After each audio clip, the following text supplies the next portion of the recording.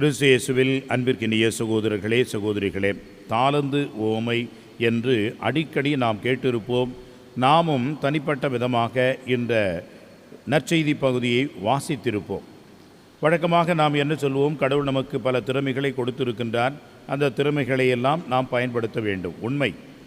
இந்த திறமைகள் என்பது இறைவன் நமக்கு கொடுத்த கொடை. அதை நாம் முதலிலே அங்கீகரிக்க வேண்டும். யாரும் பிறக்கும் பொழுது பணத்தோடும் பொருளோடும் அல்லது பல்வேறு செல்வாக்கோடும் செழிப்போடும் பிறந்ததே இல்லை.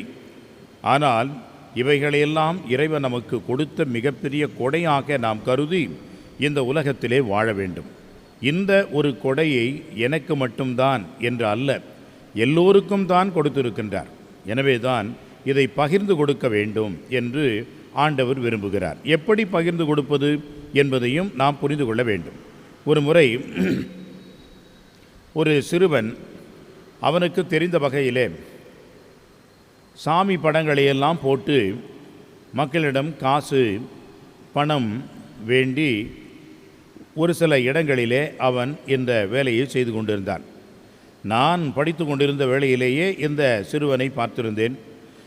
கெடிலம் ஆற்றங்கரையில் மேல் இருக்கக்கூடிய அந்த பழைய இரும்பு பாலம் எடுத்து விட்டார்கள். இப்பொழுது அந்த பாலத்தின் ஓரத்திலே அழகாக படம் போட்டு அந்த படத்தின் மேல் போகின்றவர்கள் வருகின்றவர்கள் போடுகின்ற காசை அவன் வைத்து தன்னுடைய பிழைப்பை நடத்தினான். ஒரு முறை ஒருவர் அவரிடம் கேட்டாராம். என்ன கேட்டார்?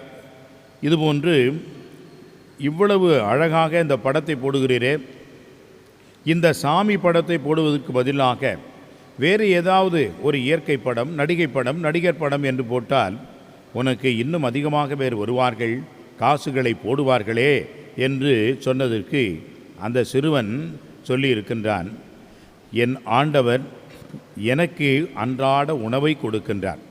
ஆனால் ஒன்று, இந்த உணவை யாரிடம் கொடுத்து வைத்திருக்கின்றார்? உங்களிடம் கொடுத்து வைத்திருக்கின்றார். நீங்கள் தான் என்ன செய்ய வேண்டும்? இதை பார்த்து எனக்கு உணவளிக்க வேண்டும், எனக்குரியதை நீங்கள் பகிர்ந்தளிக்க வேண்டும் என்று சொல்லி இயல்பாகவே அவன் பதில் சொல்லியிருக்கின்றான். உண்மை. அன்புக்குரியவர்களே, இன்றைக்கு உலகத்திலே யாரிடம் அதிகமான பணம் இருக்கிறது, தேங்கி உள்ளது என்று சொன்னால் அவர்கள் மற்றவர்களோடு பகிர்ந்து கொள்ள வேண்டும்.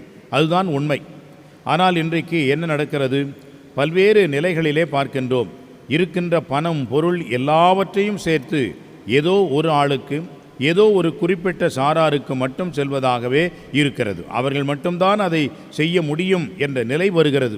அது தவறு. எந்த வகையில் நாம் மற்றவர்களோடு பகிர்ந்து வாழ வேண்டும் என்பதை உணர வேண்டும். எனவே தான் அரசாங்கமே என்ன சொல்கிறது? குறிப்பிட்ட சதவீத பணத்தை, லாபத்தை பிறர் அன்பு பணிக்காக, பல்வேறு நலத்திட்டத்திற்காக ஒரு கம்பெனியோ அல்லது ஒரு தொழில் நிறுவனமோ செய்ய வேண்டும் என்று எதிர்பார்க்கிறது. அன்புக்குரியவர்களே, அந்த வகையிலே இன்றைக்கு இந்த ஓமையை நாம் கண்ணோக்க வேண்டும், பார்க்க வேண்டும். பணம் என்று சொல்லப்படுவது, இந்த தாலந்து என்று சொல்லக்கூடியது, ஒரு தாலந்து என்று சொல்வது 6.5 வருடங்களுக்கான சம்பளம். அப்படி என்றால் 5 தாலந்து என்று சொன்னால் எவ்வளவு பெரியது? 2 தாலந்து என்று சொன்னால் எவ்வளவு பெரியது? 1 தாலந்து என்று சொன்னாலும் அதுவும் ஏறக்குறைய 6.5 ஆண்டுகள் தொடர்ந்து உழைக்கின்ற ஒரு ஆளினுடைய ஒரு ஊதியம்.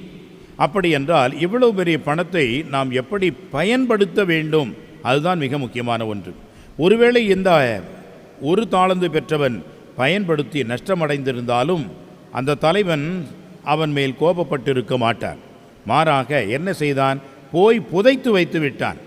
அப்படியே அந்த தாலந்தை எடுத்து கொடுத்தான். பாருங்கள், அதுதான் தலைவனுக்கு விரும்பாத ஒன்றாக, வேண்டாத ஒன்றாக, கோபத்தையும் எரிச்சலையும் அவனுக்கு தண்டனை கொடுக்கின்ற அளவுக்கு தூண்டுவதாக இருந்தது என்பதை நாம் பார்க்கின்றோம். அன்புக்குரியவர்களே, ஏன் புதைத்தான் என்று சொன்னால், அந்த காலகட்டங்களிலே பொன் பொருள் பொக்கிஷங்களை எங்கே மறைத்து வைப்பது என்று தெரியாமல் பூமியிலே அதை புதைத்து வைப்பார்கள்.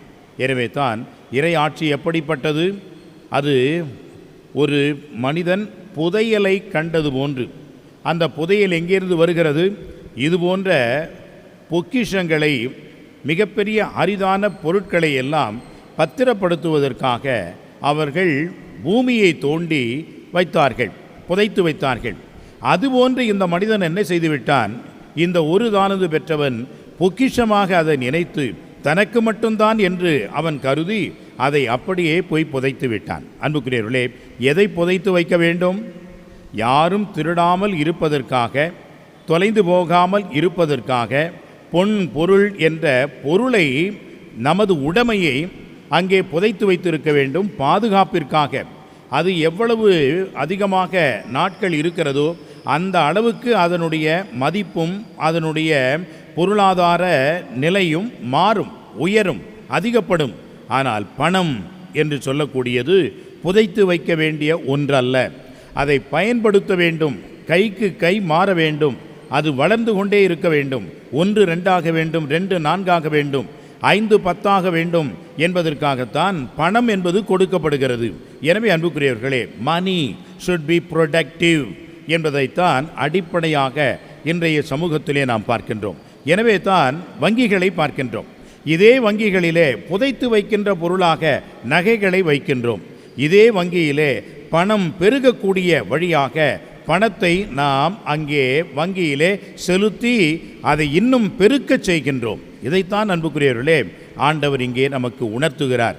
எதை புதைத்து வைக்க வேண்டும் அதை நீங்கள் பத்திரமாக காத்து கொள்ளுங்கள். உங்களுடைய ஆன்மா, இந்த ஆன்மாவை யாரும் திருடாமல், இந்த ஆன்மாவை எதனில் பற்றி பாவப்படாமல், இந்த ஆன்மாவை இழந்து விடாமல் பத்திரமாக பொக்கிஷமாக நினைத்து அதை நீங்கள் பாதுகாத்து வாருங்கள். ஆனால் உங்களுக்கு இறைவன் கொடுக்கின்ற அற்புதமான கொடைகளையும் திறமைகளையும் செல்வங்களையும் பொருளையும் பயன்படுத்துங்கள். இதை பயன்படுத்தி பிறரோடு பகிர்ந்து வாழுங்கள். இந்த சமூகத்திற்கு நீங்கள் செய்கின்ற மிகப்பெரிய ஒரு சேவையாக, தொண்டாக இருக்கட்டும் என்று சொல்லித்தான் ஆண்டவர் இந்த ஒரு பணம், பொருள், தாலந்து என்பதை நமக்கு கொடுக்கின்றார். எனவே அன்புக்குரியவர்களே, இந்த ஒரு தாலந்து பெற்றவன் ஏன் தண்டனை பெற்றான்? ஏன் அவ்வளவு அந்த தலைவனிடமிருந்து திட்டுக்களையும் இயேசுக்களையும் பேச்சுக்களையும் பெற்றான் என்று சொன்னால், எதை அவன் புதைத்து வைக்க வேண்டுமோ அதை மறுத்து அவன் பணம் பெருக்க வேண்டுமே என்பதை புதைத்து வைத்த முட்டாள்தனமான, சோம்பேறித்தனமான அந்த ஒரு போக்கைத்தான் அந்த தலைவன் கண்டு அவன் கணிந்து கொள்கின்றான். அன்புக்குரியவர்களே, நம்முடைய வாழ்விலேயும் பணத்தை சேமித்து வைத்து சமூகத்திற்கு துரோகம் செய்யாமல் அதை நாம் பிறரோடு பகிர்ந்து கொடுத்து இன்னும் அதிகமாக அதை பெருக்கி நாம் மக்களுக்கு பணி செய்யவும், நம்முடைய ஆன்மாவை இறைவனிடமிருந்து எப்பொழுதும் பிரித்து விடாமல் பாதுகாத்து கொள்ளவும் இறையருளை வேண்டுவோம். ஆமென்.